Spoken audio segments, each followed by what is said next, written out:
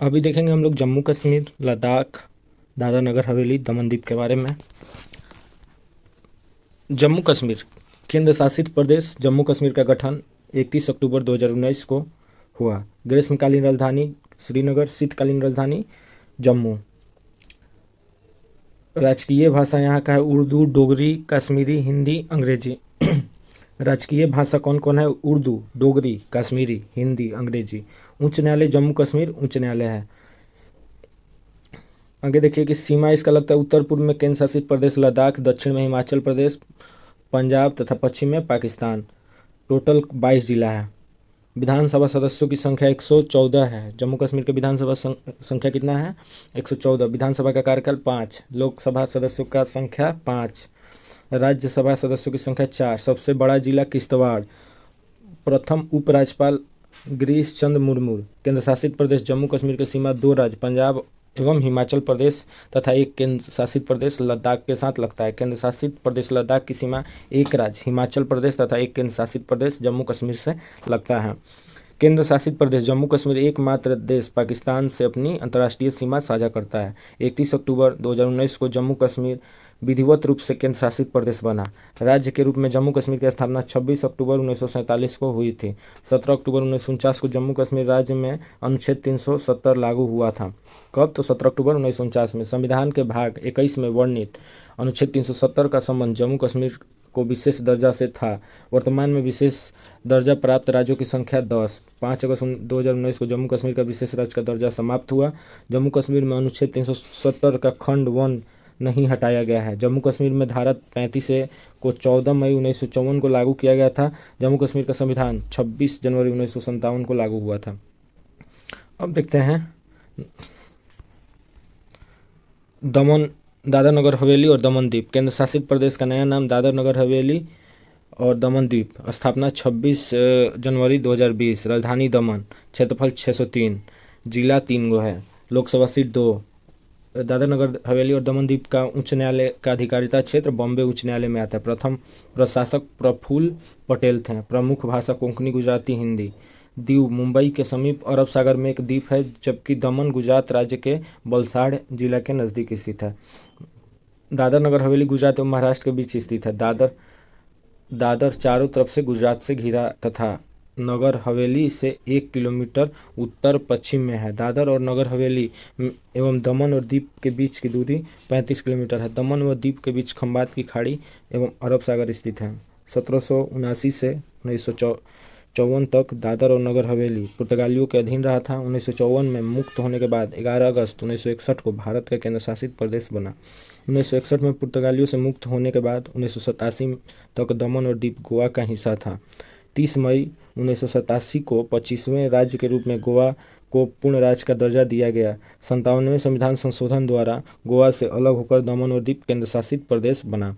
दादरा नगर हवेली एवं दमन द्वीप 2 केंद्र शासित प्रदेश दादर और नगर हवेली दमन द्वीप को विलय हेतु दादरा और नगर हवेली और दमन और दीप केंद्र शासित प्रदेश का विलय कर विधेयक 2019 केंद्रीय गृह मंत्री जी किशन रेड्डी द्वारा संसद में पेश किया गया। यह विधेयक 27 नवंबर 2019 को लोकसभा और 3 दिसंबर 2019 को राज्यसभा में पारित हुआ। 9 दिसंबर 2019 को राष्ट्रपति की स्वीकृति के बाद 26 जनवरी 2020 से दादर और नगर हवेली और दमन द्वीप का विलय एक केंद्र शासित प्रदेश में प्रभावी हो गया। विलय का मुख्य उद्देश्य न्यूनतम सरकार, अधिकतम शासन। जम्मू कश्मीर और लद्दाख के बारे में देखते हैं। 31 अक्टूबर 2019 को जम्मू कश्मीर पुनर्गठन अधिनियम के तहत 2 नए केंद्र शासित प्रदेश जम्मू कश्मीर तथा लद्दाख के रूप में अस्तित्व में है। कब? 31 अक्टूबर 2019। वर्तमान में केंद्र शासित प्रदेश जम्मू कश्मीर के ग्रीष्मकालीन राजधानी श्रीनगर तथा शीतकालीन जम्मू। केंद्र शासित प्रदेश लद्दाख की राजधानी लेह है। जम्मू कश्मीर को विधानसभा के साथ केंद्र शासित प्रदेश बनाया गया है। जम्मू कश्मीर विधानसभा का कार्यकाल 5 वर्ष पहले 6 वर्ष था। जम्मू कश्मीर का विधानसभा का कार्यकाल 5 वर्ष, इससे पहले 6 वर्ष का था। केंद्र शासित प्रदेश जम्मू कश्मीर विधानसभा में 114 सीट, जिसमें 24 सीट पाक अधिकृत कश्मीर के लिए रिक्त है और 90 सीट पर चुनाव होंगे। 114 में से 24 को पीओके के लिए छोड़ा गया है, 90 सीट पर चुनाव होता है। लद्दाख में विधानसभा नहीं होगी, एक उपराज्यपाल होगा जो शासन चलाएगा। केंद्र शासित प्रदेश जम्मू कश्मीर के पहले उपराज्यपाल गिरीश चंद्र मुर्मू तथा लद्दाख के पहले उपराज्यपाल राधाकृष्ण माथुर। केंद्र शासित प्रदेश जम्मू कश्मीर के लिए लोकसभा की 5 सीट तथा राज्यसभा की 4 सीट निर्धारित की गई है। केंद्र शासित प्रदेश लद्दाख के लिए लोकसभा की 1 सीट निर्धारित किया गया है। वर्तमान में केंद्र शासित प्रदेश जम्मू कश्मीर में कुल 22 तथा लद्दाख में 2 जिले हैं। लद्दाख के 2 जिले लेह और कारगिल है। केंद्र शासित प्रदेश जम्मू कश्मीर का सबसे बड़ा जिला किश्तवाड़ है। जम्मू कश्मीर एवं लद्दाख के केंद्र शासित प्रदेश बनने के बाद सरकार ने 2 नवंबर 2019 को नया मानचित्र जारी किया। नए मानचित्र में पाक अधिकृत कश्मीर को लद्दाख तथा पीओ के 2 जिले मीरपुर तथा मुजफ्फराबाद को जम्मू कश्मीर में शामिल किया गया है। केंद्र शासित प्रदेश जम्मू कश्मीर की सीमा 2 राज्य पंजाब एवं हिमाचल के साथ लगता है। केंद्र शासित प्रदेश लद्दाख से भी लगता है। केंद्र शासित प्रदेश लद्दाख की सीमा 1 राज्य हिमाचल प्रदेश तथा केंद्र शासित प्रदेश जम्मू कश्मीर। केंद्र शासित प्रदेश जम्मू कश्मीर एकमात्र देश पाकिस्तान के साथ अपना अंतर्राष्ट्रीय सीमा साझा करता है। केंद्र शासित प्रदेश लद्दाख 3 देश पाकिस्तान, अफगानिस्तान, चीन के साथ अपनी अंतर्राष्ट्रीय सीमा साझा करता है लद्दाख। वर्तमान में क्षेत्रफल की दृष्टि से बड़ा केंद्र शासित प्रदेश लद्दाख बन गया है। आगे देखते हैं 3 टॉपिक, वित्त आयोग, नीति आयोग और गुड्स एंड सर्विस जीएसटी के बारे में। संविधान के अनुच्छेद 280 में केंद्रीय वित्त आयोग के गठन का प्रावधान किया गया है। वित्त आयोग का गठन भारत का राष्ट्रपति 5 वर्ष के लिए करता है एवं आवश्यकता अनुसार 5 साल पहले भी कर सकता है। वित्त आयोग एक संवैधानिक या सलाहकारी निकाय है। इसको मानने के लिए सरकार बाध्य नहीं है। वित्त आयोग में राष्ट्रपति द्वारा एक अध्यक्ष एवं 4 अन्य सदस्य नियुक्त किए जाते हैं। वित्त आयोग का अध्यक्ष वही व्यक्ति होगा जिसे सार्वजनिक मामले में पर्याप्त अनुभव होंगे। सदस्यों के लिए कहा गया है कि ऐसे व्यक्ति को सदस्य बनाया जाएगा जो उच्च न्यायालय में न्यायाधीशों की योग्यता मतलब कि न्यायाधीश बनने योग्यता रखता हो, वित्तीय मामले का अच्छा विशेषज्ञ हो। वित्त आयोग के अध्यक्ष और सदस्यों की योग्यता क्या होगी इसको निर्धारित करने का अधिकार संसद को प्राप्त है। वित्त आयोग का मुख्य कार्य केंद्र सरकार और राज्य सरकार के बीच करों के विवरण की हिस्सेदारी तय करना। वित्त आयोग केंद्र सरकार और राज्य सरकार के बीच कर वितरण का लेखा जोखा भी रखता है, जो प्रतिवर्ष राष्ट्रपति को सौंपता है और राष्ट्रपति दोनों सदनों के सामने प्रस्तुत करता है। केंद्र और राज्यों के मध्य वित्तीय विवादों के निपटारे हेतु मुख्य एजेंसी वित्त आयोग है। प्रथम वित्त आयोग का गठन 1951 में हुआ था। प्रथम वित्त आयोग के अध्यक्ष केसिनी योगी 1952 से 57 थे। वर्तमान में 15वां वित्त आयोग कौन है तो एनके सिंह है। 14वें वित्त आयोग वाईबी रेड्डी 15 से 2020 तक कार्यकाल था। 22 नवंबर 2017 को 15वें वित्त आयोग एनके सिंह इसका अध्यक्ष होंगे। आर्थिक मामले के पूर्व सचिव शक्तिकांत दास, पूर्व मुख्य आर्थिक सलाहकार अशोक लहाड़िया, नीति आयोग के सदस्य रमेश चंद तथा जॉर्ज टाउन यूनिवर्सिटी के प्रोफेसर अनूप सिंह 15वें वित्त आयोग के सदस्य बनाए गए। 15वें वित्त आयोग की सिफारिश 1 अप्रैल 2020 से शुरू होकर अगले 5 साल अर्थात 2020 से 25 तक रहेगा। राज्य वित्त आयोग का गठन अनुच्छेद 343 आई के तहत किया जाता है। नीति आयोग का स्थापना 1 जनवरी 2015 को योजना आयोग के स्थान पर हुआ। नीति आयोग एक गैर संवैधानिक निकाय है। नीति आयोग का पूर्ण रूप होता है राष्ट्रीय भारत परिवर्तन संस्थान। नीति का national institute for transforming India इसका फुल फॉर्म होता है। नीति आयोग का मुख्यालय दिल्ली है। नीति आयोग भारत सरकार का थिंक टैंक है। नीति आयोग योजना आयोग की तरह कोई वित्तीय आवंटन नहीं है।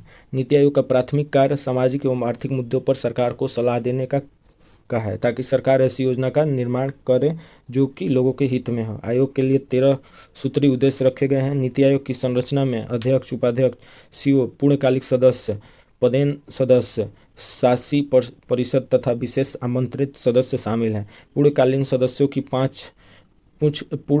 सदस्यों की संख्या 5 होती है जिन्हें राज्य मंत्री के बराबर दर्जा प्राप्त होता है। पदेन सदस्य की अधिकतम संख्या 4 होती है जो कि प्रधानमंत्री द्वारा नामित होते हैं। शासी परिषद में भारत के सभी मुख्यमंत्री और केंद्र शासित प्रदेशों के राज्यपाल या प्रशासन शामिल होते हैं। विशेष आमंत्रित सदस्य में विभिन्न क्षेत्रों के विशेषज्ञ शामिल होते हैं जिन्हें प्रधानमंत्री द्वारा नामित किया जाता है। नीति आयोग का अध्यक्ष प्रधानमंत्री होते हैं। नीति आयोग के वर्तमान अध्यक्ष नरेंद्र मोदी। नीति आयोग के उपाध्यक्ष की नियुक्ति प्रधानमंत्री करते हैं। उपाध्यक्ष को कैबिनेट मंत्री का दर्जा प्राप्त होता है। सीईओ भारत सरकार के सचिव स्तर के अधिकारी होता है जिसे निश्चित कार्यकाल के लिए प्रधानमंत्री द्वारा नियुक्त किया जाता है। नीति आयोग के प्रथम अध्यक्ष नरेंद्र मोदी, नीति आयोग के प्रथम उपाध्यक्ष अरविंद पनगड़िया तथा सीईओ श्री सिंधु श्री खुल्लर। नीति आयोग के क्रियान्वयन का दायित्व केंद्र सरकार और राज्य सरकार पर होता है। योजनाओं को अंतिम स्वीकृति या अनुमोदन राष्ट्रीय विकास परिषद एनडीसी करता है। जीएसटी विश्व में जीएसटी सर्वप्रथम फ्रांस में 1954 में लगा था। भारत में जीएसटी 1 जुलाई 2017 को लागू किया गया, जो कनाडा के देश के मॉडल पर आधारित है। GST goods and service tax. GST के लिए 122वां संविधान संशोधन बिल 2016 में संसद में लाया गया। जीएसटी विधेयक के पक्ष में कुल 336 वोट तथा विपक्ष में 11 वोट पड़े। लोकसभा द्वारा जीएसटी बिल 3 अगस्त 2016 को तथा राज्यसभा में जीएसटी बिल 8 अगस्त 2016 को पास किया गया। जीएसटी बिल को राष्ट्रपति ने अपनी मंजूरी 8 सितंबर 2016 को दे दी। 101वां संविधान संशोधन अधिनियम 2016 द्वारा जीएसटी को लागू किया गया। जीएसटी अप्रत्यक्ष एवं गंतव्य आधारित कर है। भारत में जीएसटी लागू करने का सुझाव विजय केलकर समिति ने दिया था। सर्वप्रथम जीएसटी बिल का प्रारूप तैयार करने वाली समिति के अध्यक्ष असीम दास गुप्ता थे। जीएसटी का brand ambassador Amitabh Bachchan. GST bill को सर्वप्रथम पारित करने वाला भारतीय राज्य असम। जीएसटी के अंतर्गत 17 अप्रत्यक्ष कर और 23 अधिभार को शामिल किया गया है। जीएसटी संख्या में कुल 15 डिजिट होते हैं। जीएसटी में 4 प्रकार के दर है, 5%, 12%, 18 और 28%। जीएसटी परिषद के अध्यक्ष वित्त मंत्री की जीएसटी परिषद की स्थापना 12 सितंबर 2016 को किया गया। इसका अध्यक्ष वित्त मंत्री होता है। संविधान के अनुच्छेद 289A के तहत जीएसटी परिषद का गठन किया गया है। जीएसटी परिषद का मुख्यालय दिल्ली में है। इसमें सम्मिलित कुल संख्या 33 है। जीएसटी परिषद का मुख्यालय दिल्ली, और इसमें कितने सदस्य सम्मिलित है? 33। जीएसटी 3 प्रकार के होते हैं। सी जीएसटी मतलब कि सेंट्रल जीएसटी, एस जीएसटी मतलब स्टेट, और इंटीग्रेटेड जीएसटी होता है। एस जीएसटी राज्य सरकार का हो गया, सी केंद्र का, और आई हो जाएगा integrated good and service tax. शराब, पेट्रोलियम वस्तुएं, शिक्षा और स्वास्थ्य सेवा पर जीएसटी से बाहर रखा गया है। जीएसटी चोरी करने वालों पर 5 वर्ष के लिए कारावास। राज्यों को जीएसटी से होने वाले नुकसान की भरपाई केंद्र द्वारा 5 वर्षों तक की जाएगी। भारत जीएसटी लागू करने वाला 161वां देश है।